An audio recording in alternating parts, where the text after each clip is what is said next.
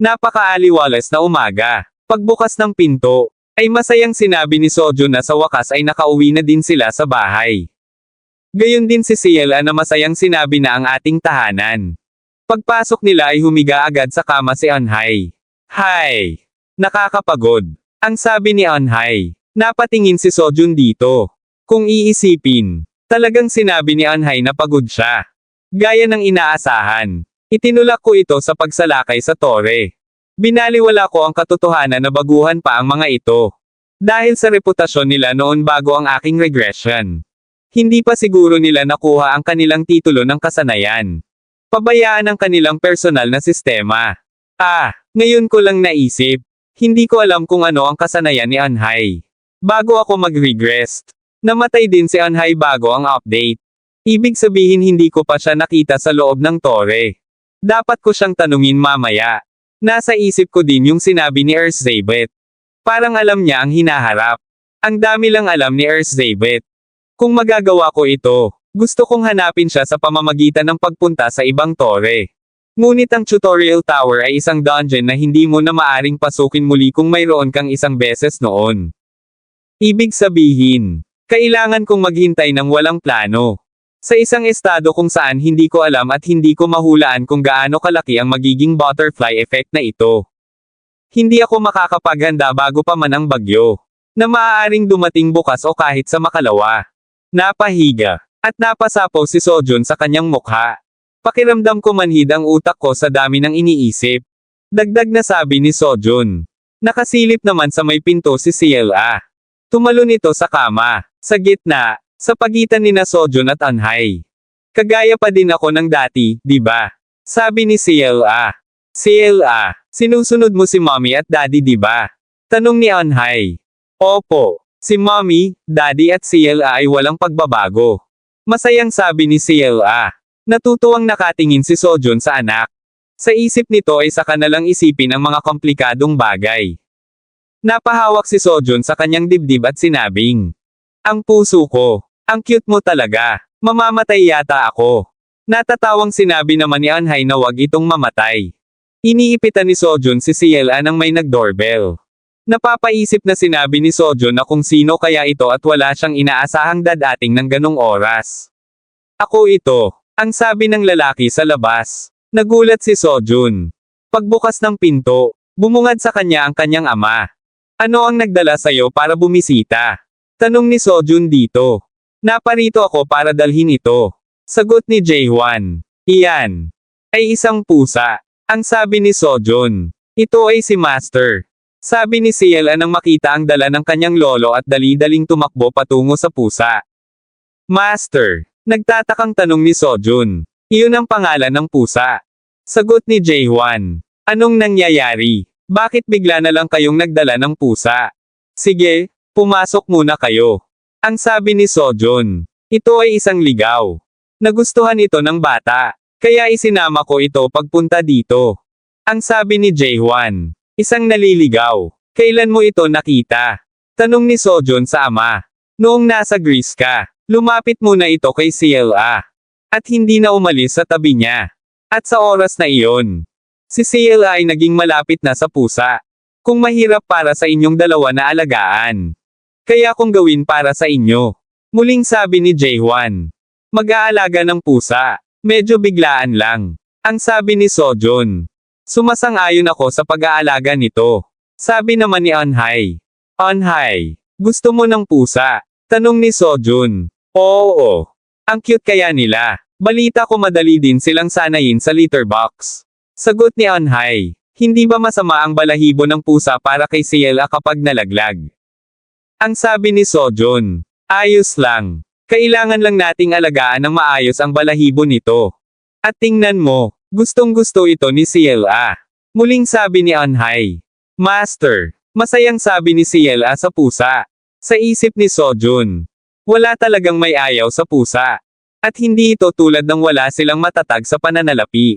Gayunpaman, ang kombinasyon ng isang itim na pusa at isang witch, may kakaibang pakiramdam. Meow. Ngiyaw ng pusa na nakatingin kay Sojun. Meow. Ngiyaw ulit nito. Hindi rin nagre-react ang Manalite dito. Sa palagay ko ay hindi ito isang halimaw. O isang bagay na mapanganib. Nag-aalala ako, na hindi ako makahanap ng kaibigan para kay CLA. Muling sabi ni Sojun sa sarili. Sige, alagaan natin ito. Pagpayag ni Sojun. Yehey, Master. Masayang niyakap ni CLA ang pusa. At dahil nandito na din ako, may sasabihin ako sa iyo. Sojun. Ang sabi ni Jaehwan sa anak. Pumunta ang dalawa sa isang tabi. Ito ay tungkol sa iyong paglalakbay sa Greece. Kahit para sa trabaho. Huwag mong pabayaang mag-isa ng matagal ang iyong anak. Muling sabi nito. Ano yun? May nangyari ba kay CLA? Tanong ni Sojun. Wala. Pero nung binabantayan ko siya, naramdaman kong masyado siyang nagmamature. Alam niyang nagtatrabaho ka para sa kanya. Gayunpaman, nasa edad si CLA kung saan kailangan kanyang makasama. Hindi magandang mawalay sa kanya ng matagal. Lolo niya lang ako. Kaya kung maging guardian niya. Pero hindi ako pwedeng umarte bilang magulang niya. Ang sabi ni Jaehwan. Kung ganoon, ano ang dapat kong gawin? Tanong ni Sojun. Ano ang ibig mong sabihin? Na ano ang dapat mong gawin? Dapat kang gumawa ng mga pagbabago. Ang sabi ni Jaehwan. Gumawa ng mga pagbabago. Tanong ni Sojun. Tama yan. Kung nagtatrabaho ka sa linggo, makipaglaro ka sa kanya sa katapusan ng linggo. Kung babalik ka mula sa isang paglalakbay sa negosyo, ay dalhin siya sa isang paglalakbay sa susunod. Muling sabi nito. CLA, anong ginagawa mo? Tanong ni Anhai sa anak. Nakikipag-usap kay Master. Sagot ni CLA. Oh, talaga. Muling tanong ni Anhai. Nako, sikreto lang dapat yon. Sabi ni CLA at napahawak sa bibig. Ayos lang. Itatago ni Mommy ang sikreto mo. Sabi ni Anhai. Talaga. Masayang sabi ni CLA. Oo, ipinapangako ko. Anong sabi ni Master? Tanong ni Anhai. Sabi ni Master. Gusto ka ni Master. Sabi ni CLA. Talaga. Tanong ni Anhai. Paalis na ako. Batang Monty. Column ni Jaehwan. Aalis na po kayo agad. Tanong ni Anhai. Oo. Wala akong planong magtagal. Kailangan ninyong lahat na magkaroon ng ilang kalidad na oras sa pamilya. Sagot ni Jaehwan. Kasunod si Sojun ng kanyang ama. Nang mapatigil siya, at napatingin kay Master. Gabi na. Nakahiga sa kanyang kama si Sojun. Isang maliit na bata ang nakikipag-usap sa isang hayop. Para sa isang normal na bata, ito ay kanilang imahinasyon lamang. Pero sa tingin ko si CLA ay may kakayahan talaga na makipag-usap dito. Napagalaw niya ang mga manika sa mana dati. At sa panahon ng insidente ng Mountain Golem, nilikha niya rin ang mga ito. Kaya sa mga hayop, kaya ba nitong makipag-usap sa kanila gamit ang mahika? Hay! Kung totoo yan, maaari ko bang makita ang pasang ito bilang isang normal na pusa? Naiintindihan mo ba talaga ang mga salita? Tanong ni Sojun kay Master. Naiintindihan mo ba talaga ang mga salita? Tanong ni Sojun kay Master. At naghikab ang pusa. Saglit na natigilan si Sojun. Pagbaba ng pusa ay napaupo si Sojun sa kama. Napapakamot sa ulo ito. At napatanong sa sarili, kung masyado ba siyang nag-iisip. Estudyanteng Sojun. Biglang sabi ni Anhai. Tinakot mo naman ako. Ang sabi ni Sojun. Kinakausap mo ba si Master? Tanong ni Anhai. Sinusuri ko lang. Sagot ni Sojun. Nako, talaga, sabi ni Anhai. Sa isip ni Sojun, ay nagawa niya, nang hindi namamalayan. Dahil sa buong oras na ito ay nakikipag-usap siya sa isang larwang oso at isang robe. Kasalanan lahat ito ng tutorial tower. Nagtagal siya sa tore na iyon. Naalala niya ang sinabi sa kanya ng kanyang ama. Na huwag niyang pabayaang mag-isa ang kanyang anak ng matagal. Kung nagtatrabaho siya sa buong linggo, makipaglaro siya kay CLA sa katapusan ng linggo. Anhai. Tawag ni Sojun. Napatigil si Anhai sa paglabas sa pinto at nagtanong kung bakit. Tara na. At magplano ng isang araw para magsaya. Muling sabi ni Sojun. Wow! Namamanghang sabi ni CLA.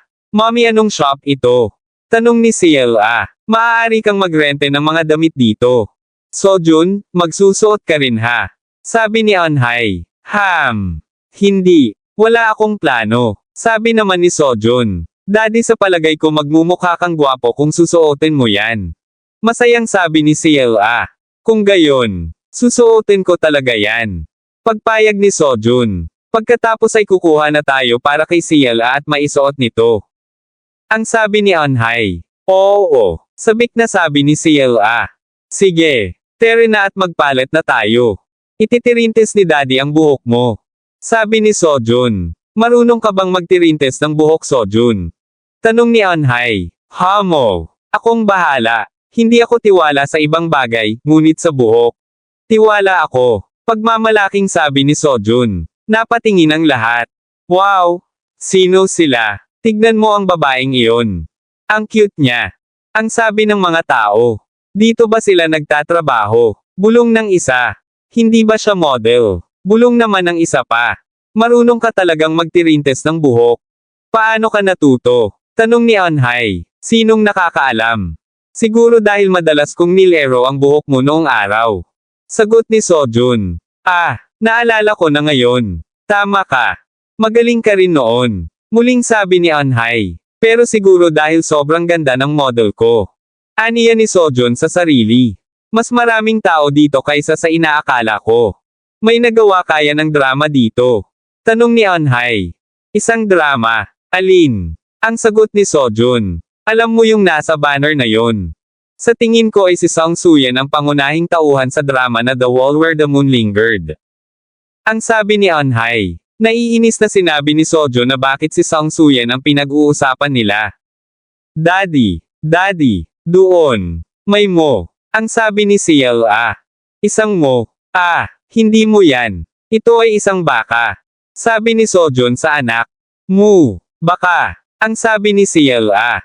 At dumayla si CLA na parang ginagaya ang baka. Natatawang tinanong ni Sojun ang anak kung anong ginagawa nito.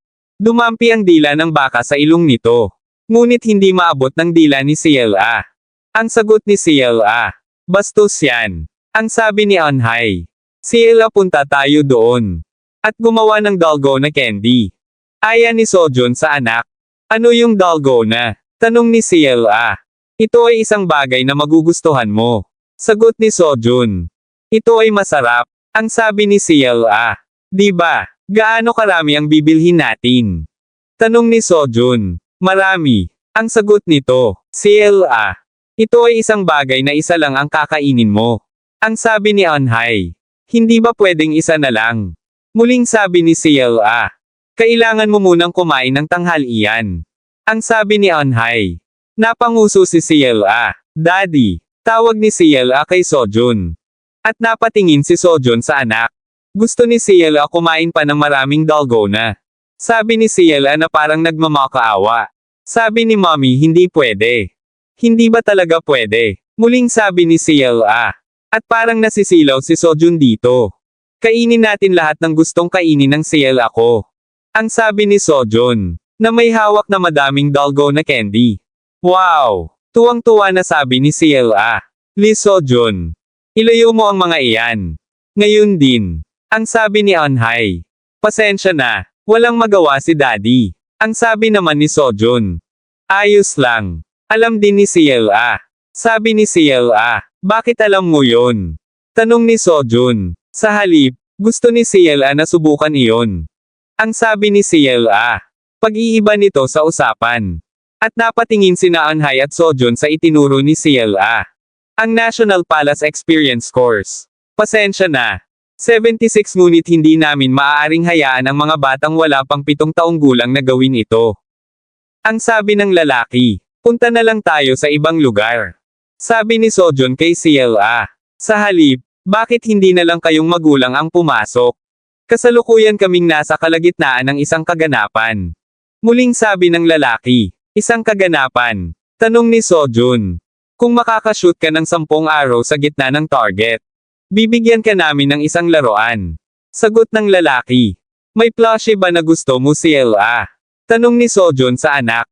Ang kuneho. Yung may espada. Sagot ni CLA. Maaari mo lamang makuha ang mga premyo sa pamamagitan ng pagkapanalo sa kaganapan.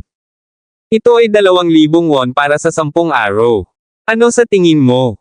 Gusto mong subukan? Ang sabi ng lalaki. Mahirap. Mas mahirap mag-shoot kaysa sa inaakala ko. Di ba malayo talaga ang mga target? Ang sabi ng isang lalaking kalahok. Hahaha. Oo. Ang mga target ay inilalagay ng 2 beses na mas malayo para sa kaganapang ito. Aniya ng lalaking nasa likod sa kanyang sarili. Maya-maya pa ay inanunsyo na. Papasok ang susunod na kalahok. Walang paraan ng isang normal na tao na nakarating sa karanasang ito ay aktwal na tamaan ang mga target. Kawawa naman. Ngunit walang makakakuha. Dagdag na sabi ng lalaki. At nagulat ito nang may dumaan sa kanya na arrow at pagtingin niya ay sapul ito sa target. Wow! Nakita mo yun? Ang sabi ng isang babae. Mahusay itong tumama. Ang sabi naman ng lalaking katabi nito. Sa isip ng lalaki, ay imposible. Maliban kung ito ay isang pro archer. Walang makakatama sa kanila. Sino ang taong ito? Isang kahihiyan. Dapat nataman ko silang lahat. Ang sabi ni Sojun. Oo, magaling magpana si Daddy. Nakatama ka ng 7. Sabi naman ni CLA. Diba, iyon ay dahil sa hangin. Muling sabi ni Sojun. Sojun, ang hangin ay hindi isang bagay na iyong kakalkulahin. Ang hangin ay isang bagay na pagtatagumpayan mo. Sabi ni Anhai. Wow! Namamanghang sabi ni Sojun sa sarili. Gustong subukan din ni CLA ang pagtama ng mga arrow. Ang sabi ni CLA. Balik tayo pag 7 taon ka na. Ang sabi ni Sojun. Sige, mas magaling si CLA kaysa kay Daddy.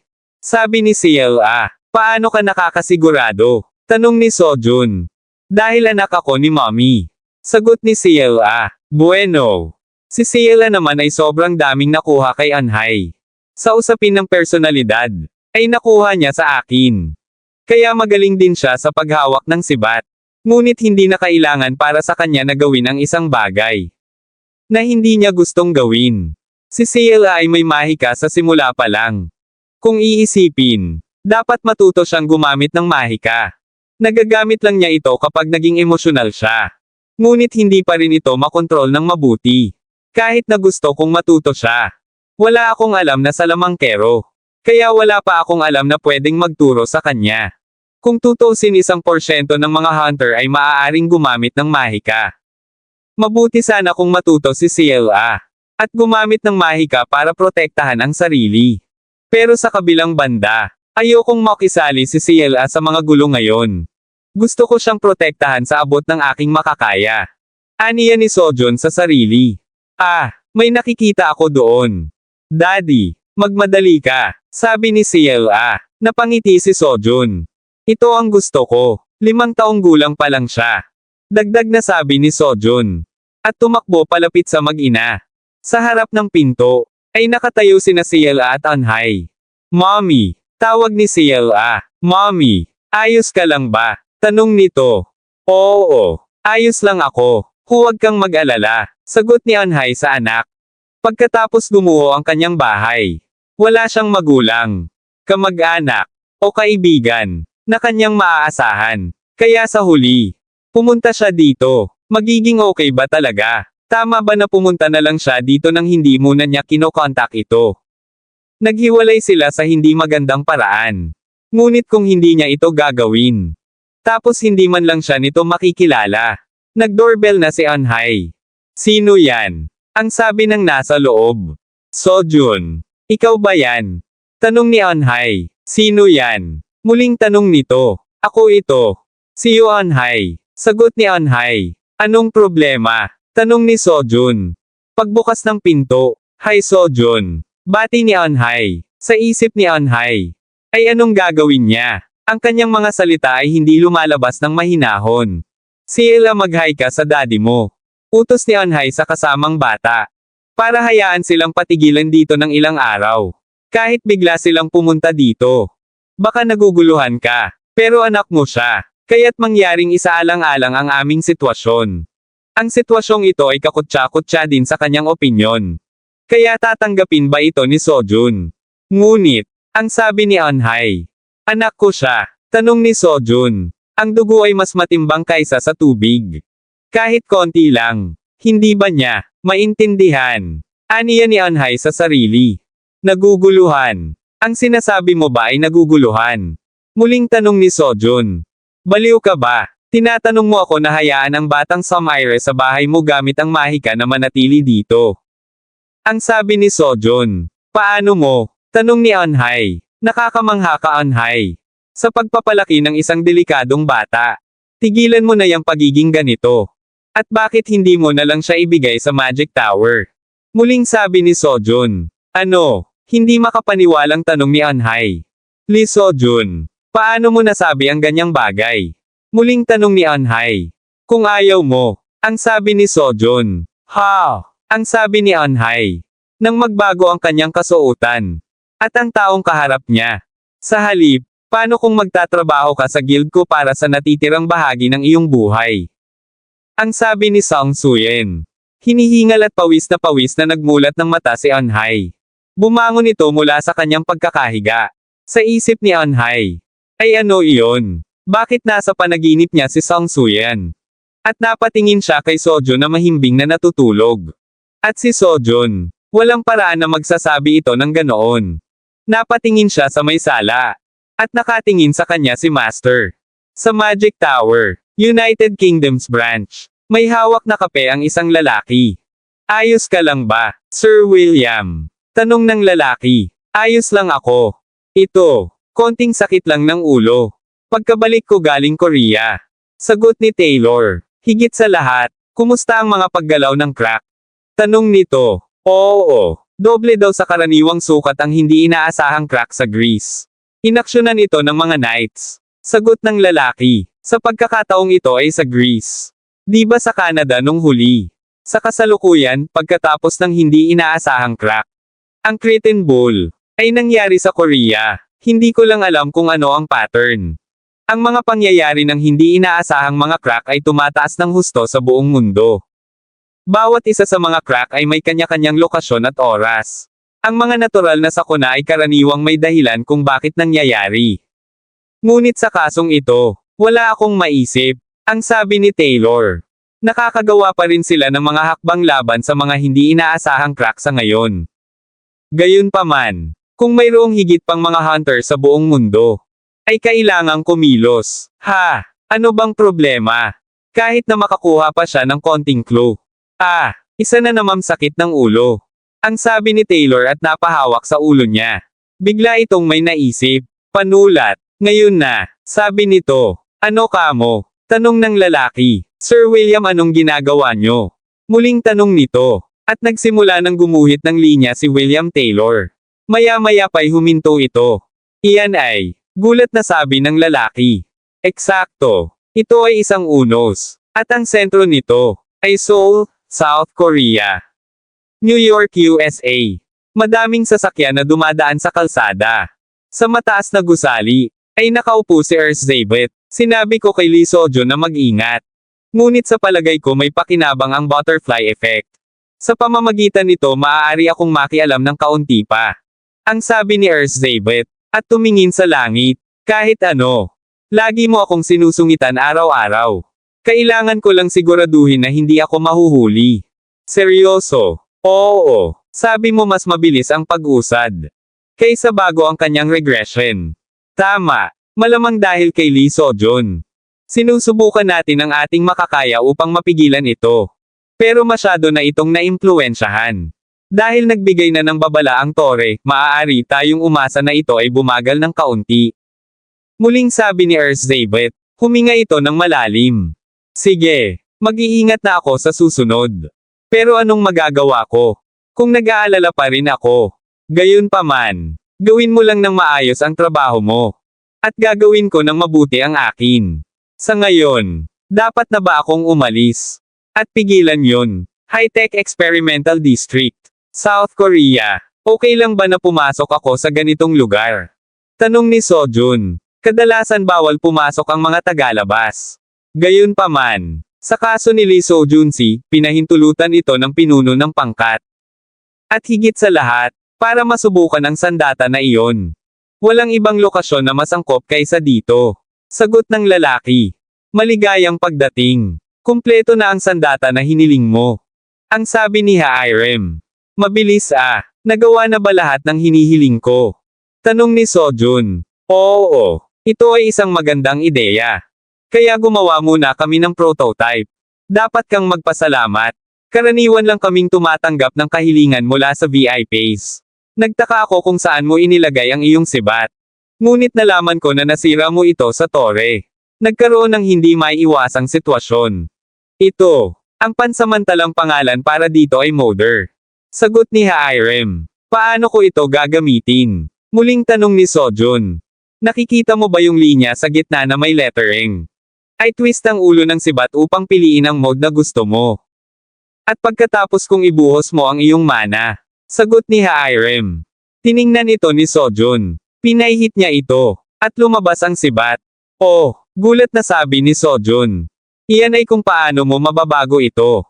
Ano sa tingin mo? Mula sa pananaw ng gumagamit ng sibat. Tanong ni Hairem. Ito ay mahusay. Ngunit kailangan kong gamitin ito upang makatiyak.